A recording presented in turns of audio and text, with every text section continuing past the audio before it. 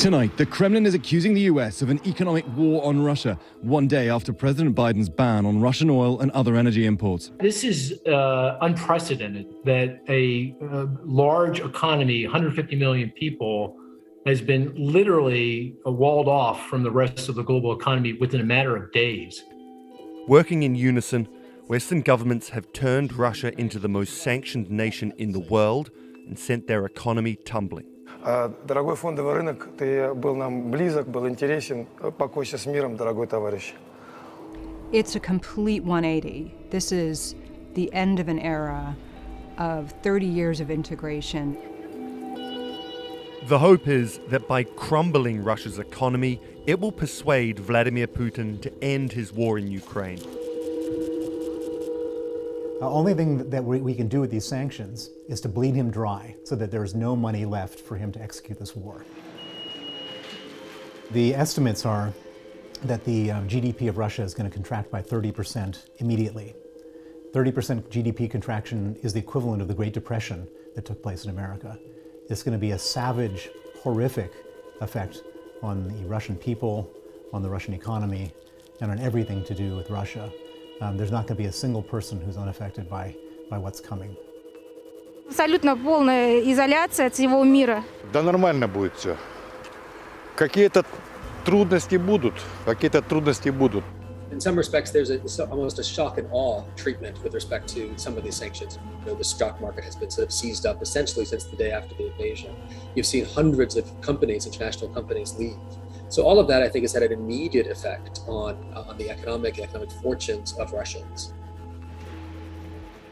Will it achieve the ends that are intended, which is to get Putin to stop waging war? I'm not so sure about that.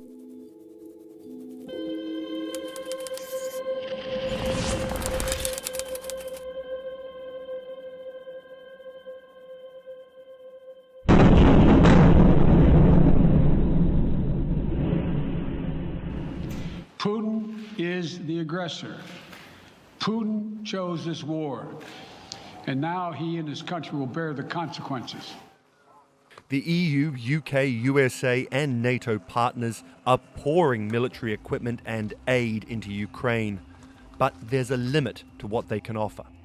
Because the West has decided it doesn't want to engage militarily with Russia, another nuclear power, the only tool they've got left in the toolbox is sanctions. And they're going to hit them with sanctions as hard as they can. The Russian oligarch crackdown continuing. Russia's oligarchs, the elite owners and managers of industry, have been targeted. Their jets and boats impounded, their bank accounts frozen. We're seeing evidence that really any Russian links are proving pretty problematic, whether that's in business or culture. So I've been campaigning for 10 years to toughen up on Putin and to toughen up on Russian criminality in London. And I felt like I was knocking on a closed door, and then all of a sudden, in 2 weeks, everything that I've been trying to do for 10 years has become possible. Bill Browder was once the largest foreign portfolio investor in Russia, but after blowing the whistle on massive corruption, he was targeted. His lawyer and friend Sergei Magnitsky was detained, allegedly beaten by guards, and refused medical care before dying in prison in 2009. Well, London is to Russia as Hong Kong is to China. Every Russian who stole money, every oligarch, every corrupt official wants a safe place to keep that money. And London has rule of law, it has property rights, and most importantly, nobody's going to ask any tough questions from law enforcement here. For decades, Russian money was welcomed by lawyers, accountants, and politicians, even in the face of an alleged assassination and attempted assassination on UK soil. Alexander Litvinenko's death from acute radiation sickness was slow and agonizing. In 2006, former KGB officer Alexander Litvinenko, a fierce Putin critic, died after being poisoned. Then in 2018, former Russian military intelligence officer Sergei Skripal and his daughter were poisoned with the nerve agent Novichok in the English city of Salisbury. They lived, but a British woman who was exposed to the nerve agent died. So the UK historically took no action against anybody for anything. You could kill people using nuclear materials and there would be no consequences. You could shut down a whole city with banned chemical weapons and there'd be no consequences. And so the UK has got a terrible reputation as far as permissive attitude towards Russian malfeasance. The West's response to Russia's invasion to Ukraine has been much stronger than anything seen before. The UK, which was criticized for being slower than the EU and USA on sanctions, is now in line. And I would argue that the British government is now acting appropriately toughly. And I'm the biggest critic of the British government when it comes to this, and I can say that, I'm impressed with the sanctions that are now being imposed. The invasion of Ukraine has caused outrage across Europe, and nations that once tried to economically integrate with Russia are taking action against President Vladimir Putin and his government. I think he completely underestimated the appetite of Western governments to impose punishing sanctions. I think he thought not only would the war in Ukraine be as easy as annexing Crimea, that it would be over very quickly, but he did not count on unity amongst European countries as well as the US and the UK to impose punishing sanctions that would cost their economies as well as his. They're looking at this incredible coalition, Pacific, Atlantic, you see the Japanese, the Australians, even jurisdictions like Switzerland that have historically stayed far away from this kind of thing are stepping into the game and away from the sidelines, which is just an amazing scene. So all of that suggests that we are in an unprecedented time.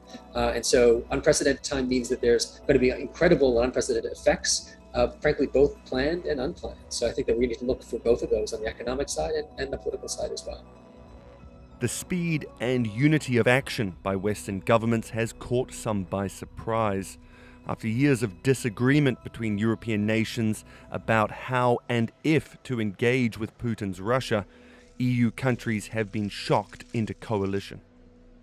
The Western world has finally woken up to the threat that Russian President Vladimir Putin poses.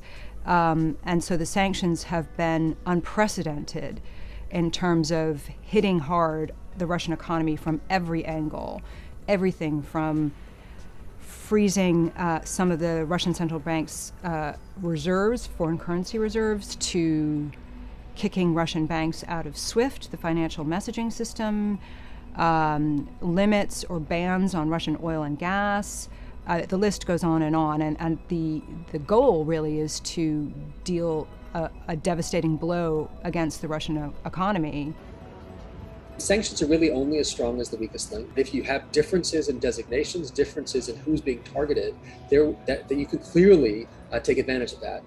Historically, the Europeans, including the UK pre-Brexit, have not been particularly aggressive on the enforcement front. In the EU side, sanctions implementation is done by Brussels, but enforcement is done by the 27 states, the member states, independently. And of course, each state has different capacities, different political interests, and different concerns. And therefore, enforcement has been somewhat lacking compared to the United States. And so I'm concerned about whether we're going to get enforcement, which is actually where the teeth can actually come into sanctions.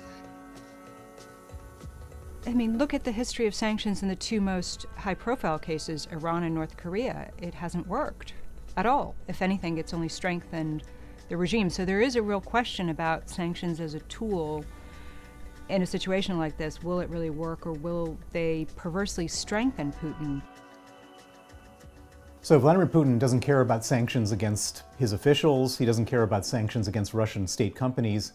He absolutely profoundly cares about sanctions against Russian oligarchs because those oligarchs hold his money. And you can just look at his reaction when the British government started talking about sanctioning oligarchs. That was the first moment when he started threatening nuclear war. It's the thing he cares most about. Vladimir Putin is a man who values money more than human life.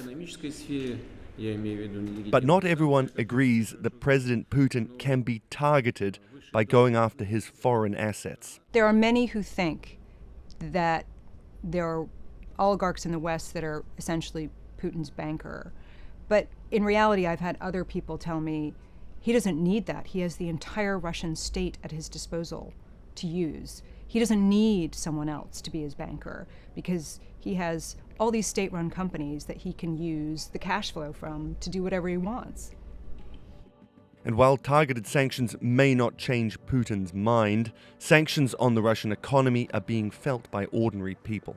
The sanctions will essentially decimate the Russian middle class, which many believe is key to building some kind of democratic state. And I think there's an assumption that you inflict so much pain on ordinary Russians that they will rise up and demand changes or overthrow the government. And again, I think that underestimates Russian history and the power and of the Kremlin.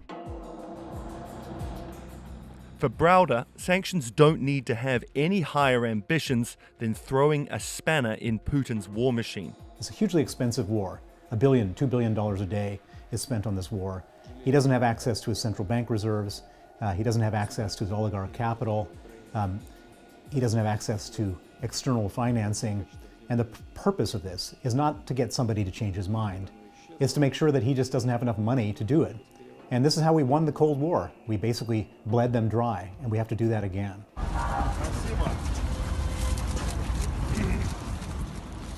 How this all plays out isn't entirely clear because we've never been here before. Russia's now the most sanctioned country in the world, and it's at war. We have not been here before. So it'll be an interesting test case. Can you cripple an economy and starve it of the resources it needs to wage war? Well, that depends on a number of factors. If China comes in and bails out Russia with weapons and other financial support, then they could continue to wage this war for quite a while. So I think the way that China could potentially aid Russia is by serving as a payment conduit, right? So Russian institutions, certainly the big ones, have essentially been shut off from the international community, but Chinese institutions, of course, haven't been. And there's no reason that you can't sort of funnel a payment from rubles to renminbi and then out if you go via Shanghai or Beijing or via Hong Kong dollars in Hong Kong. I'm not sure China wants to sort of risk their rise, their sort of soft power, on sort of getting into bed very, very closely and intimately with someone who is so reviled on an international basis. If the US then responds with secondary sanctions on China for dealing with Russia, then that cuts out that other escape route that Putin potentially has. So the world is unified, but not entirely unified.